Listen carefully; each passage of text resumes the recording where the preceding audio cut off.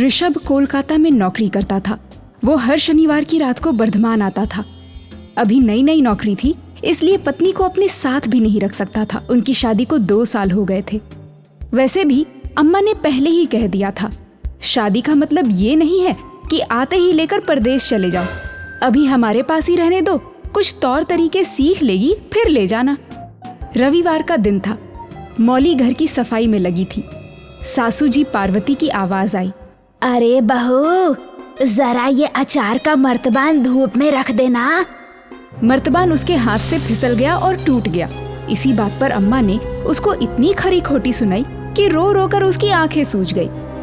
ऋषभ मौली को रोते हुए देख रहा था, पर कुछ बोलने की हिम्मत नहीं हो रही थी। वो बेचारी सुबह से ही लगी हुई थी। उसकी ननद रमा आई थी। रमा अम्मा के पास बैठकर अपनी परेशानियों का रोना रो रही थी। तभी बाबूजी आ गए। अरे भाई, कहाँ हैं सब लोग? नाश्ता वास्ता मिलेगा कि नहीं?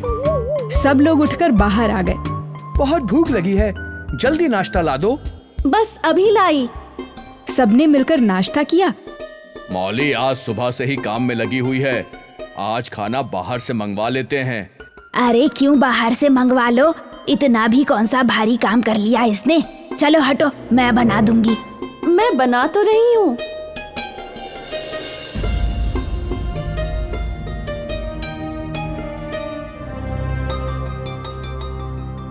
चलो मौली, हमारे साथ जरा मार्केट चलो, अम्मा को बनाने दो खाना। पार्वती तो रुआब से गई थी रसोई में, पासा ही उल्टा पड़ गया। हाँ हाँ, जाओ घूमो तुम लोग, मैंने जीवन भर खिलाया है, अभी भी बना लूंगी। मौली, दरअसल मार्केट जाना तो बहाना था। चलो फिल्म देख कर आते हैं, थोड़ी बहुत शॉपिंग करके शाम तक लौटेंगे। अम्मा और रमा दीदी के लिए साड़ी ले लेते हैं। शॉपिंग करते करते उसे बहुत देर हो गई। आज तो मेरी खैर नहीं। मुझे एक संडे ही तो मिलता है, तुम्हारे साथ समय बिताने के लिए इतनी दूर से भागा हुआ आता हूँ, और तुम हो कि सारा दिन रसोई संभालने में लगी रहती हो। दोनों ने पूरा दिन साथ बिताया। शाम को लौटे तो अम्मा का गुस्सा 7वें आसमान पर पहुंच गया था। तुम लोगों को घर आने की जरूरत ही क्या थी? थोड़ी देर और घूम लेते। क्या मैं समझती नहीं, मेरी बेटी के आने से तुम्हारा काम बढ़ जाता है ना। अम्मा, मैं अपने आप तो कहीं जाती नहीं हूँ। आपको जो कहना है अपने बेटे को क्यों नहीं कहती? मौली अपने कमरे में चली गई। ऋषभ, तुम्हारी बीवी को आउटिंग और सैर सपाटे का इतना ही शौक है तो इस बार तुम उसको यहाँ से ले जाओ। मुझसे नहीं बर्दाश्त होता तुम लोगों का ये सब चोचला। अम्मा, इतना नाराज क्यों हो रही हो? अगली बार आऊंगा तो लेता जाऊंगा। मौली कमरे में जाकर रो रही थी। अरे मौली, रो क्यों रही हो? अगली बार आऊंगा तो तुम्हें ले जाऊंगा अपने साथ। अब चुप हो जाओ। ऋषभ, मुझे डर है कि तुम्हारे जाने के बाद क्या होगा मेरा। अम्मा एक पल भी मुझे चैन से जीने नहीं देंगी। पार्वती का मुंह अभी भी फूला हुआ था। ऋषभ ने रमा और उनके लिए लाई साड़ियाँ भी लाकर दे दी। अपनी बीवी के लिए भी तो साड़ी लाया होगा, वो तो हमें दिखाया भी नहीं। अम्मा, इतने पैसे नहीं कमाता मैं। तुम्हें क्या लगता है मैं उसकी साड़ी दिलाने ले गया था? अम्मा, उसको आए 2 साल से ऊपर हो गए हैं। उस बेचारी ने कभी इस घर की दहलीज तक नहीं लांगी। एक दिन ले गया तो तुम इतना नाराज क्यों हो गई? तो ले जाया करना, किसने मना किया है? ऋषभ बात बढ़ाना नहीं चाहता था। वो अपने कमरे में चला गया। अम्मा की नाराजगी खत्म भी नहीं हुई थी कि एक दिन मौली के मायके से उसके बाबूजी मौली को लेने आ गए।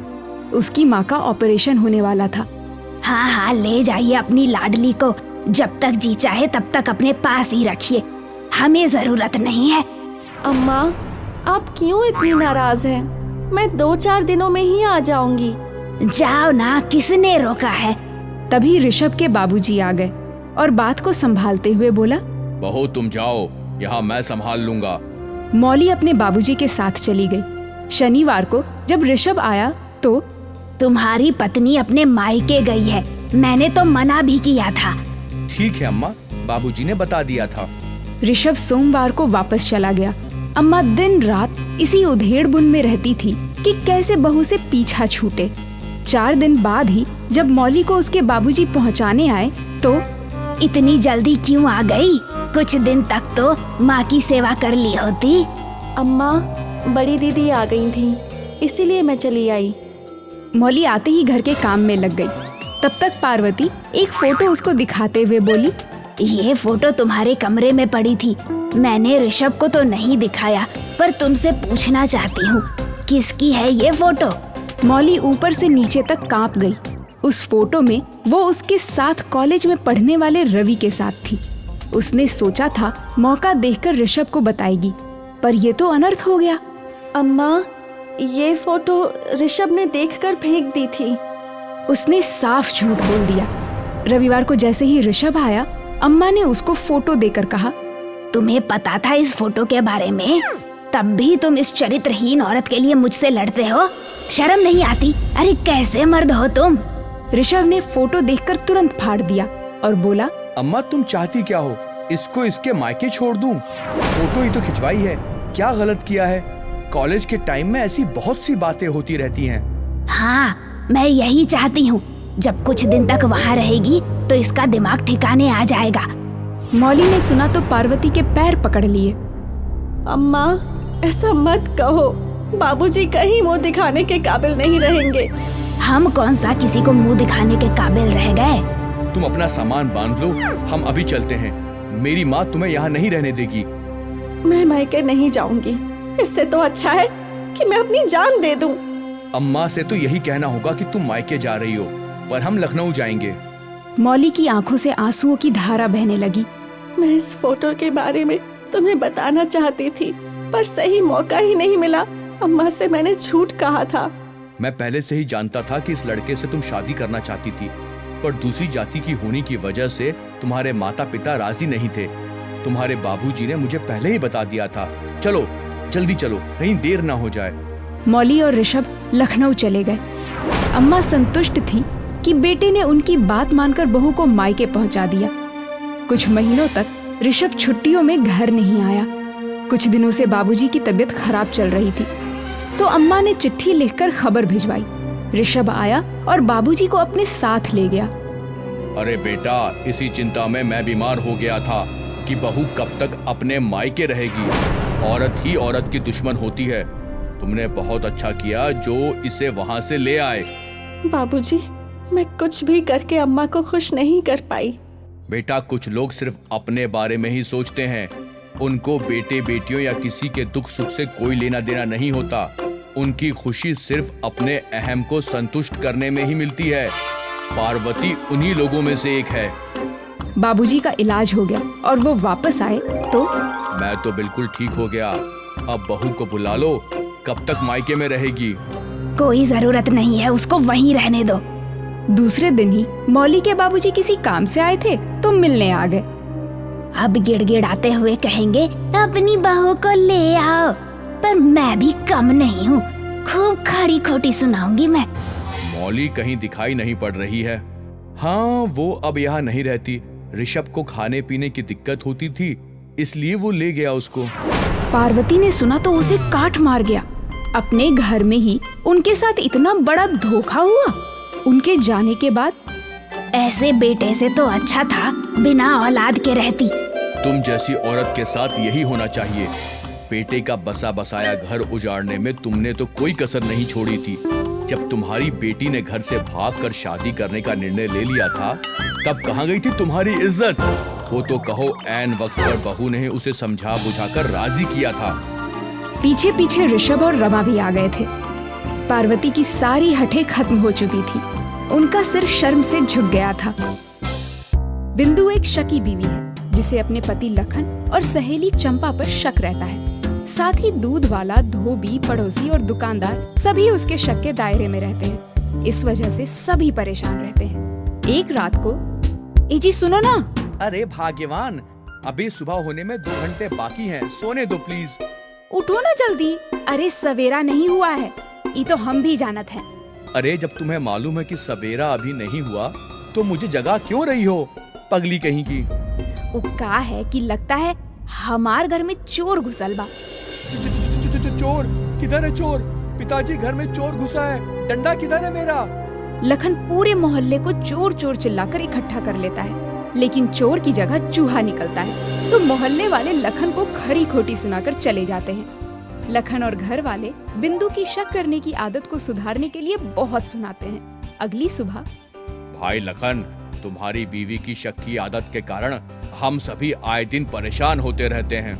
मुखिया जी, कल रात की घटना के लिए मैं माफी मांगता हूँ। हम सब ने मिलकर निर्णय लिया है कि अगली बार अगर बिना सबूत के ऐसा कुछ हुआ तो मजबूरन हमें आप लोगों के विरोध में निर्णय लेना पड़ेगा। मुखिया जी के जाने के बाद तुम्हारे शक्की स्वभाव के कारण एक दिन हमें लोग गांव से बाहर निकाल देंगे। ई मुखिया का हमके बाहर निकालेगा? इसकी तो अपनी मेहरारू बाहर निकल जाएगी एक दिन, जो जगह जगह मुंह मारता फिरता है। चुप रह पगली, बिना सिर पैर की बातें करती रहती है। और नहीं तो का? हाँ हाँ, तुम्हारे तो 10 सर है ना, जो तुम्हें हर घर की कहानी पता है। कहा सुनी होने के बाद लखन काम पर चला जाता है। उसके जाने के बाद एक वृद्ध दरवाजे पर आता है और कुछ खाने को मांगता है। यहाँ भी बिंदु का शकी दिमाग चलने लगता है। बाबा, आप कौन है? मैं एक भूखा व्यक्ति हूँ बालिके। बाबा, खाना तो हम दे देवत हैं, पर हमार मन कहते कि आप कौनो और हो। तेरा मन क्या कहता है बालिके, जरा मुझे बता दे। एक मन कहते कि कहीं आप डाकू, चोर, लुटेरा तो नहीं, और दूसरा मन कहते कि आप कोई पहुँचे फकीर, साधु, या हो सकता आप भगवान हो। वृद्ध जोर से हंसता है और फिर खाना खाकर जाने लगता है। तो बिंदु फिर से पूछती है, बाबा आपने बताया नहीं आप कौन हैं? बोल बालिके, तुझे क्या चाहिए? छोड़ो बाबा, आप भगवान थोड़े ही हैं जो हम वर मांगे और आप तथास्तु कह दो। तू मांग तो बालिके। ठीक है बाबा, सब हमके सक्की बोलत है, पर का करें? हमार मन करत है कि हमार 10 सर रहे जो हम सबन के घर में घुस के उनकी बात सुन सके। ठीक है बालिके, लेकिन सोच लो 10 सिर कहीं समस्या ना खड़ी कर दें तेरे लिए। बाबा, हमके तो 10 सर चाहिए, और हाँ, 9 सर केहू के दिखे के ना चाहिए। ठीक है बालिके, तथास्तु। परंतु जिस दिन तू मेरे बारे में किसी को बताएगी, उसी क्षण तेरी ये वरदान की शक्ति क्षीण हो जाएगी। इतना कहकर वृद्ध अदृश्य हो जाता है। बिंदु के 10 सर हो जाते हैं। सभी सर उससे बोलने लगते हैं कि हमें काम दो, हमें काम दो। बिंदु का सर चकराने लगता है। वो किसी सर को दूध वाले के पीछे, किसी को धोबी के पीछे, किसी को पड़ोसी के यहाँ, तो किसी को पति के पास भेज देती है। फिर शाम को, अजी सुनते हैं, हम कहत रही ना कि दूध वाला पानी मिलाकर देवत है। कल हम अपना सामने दूध दुहाए। अरे क्यों शक करती हो? वो हमारे यहाँ 20 वर्षों से दूध दे रहा है।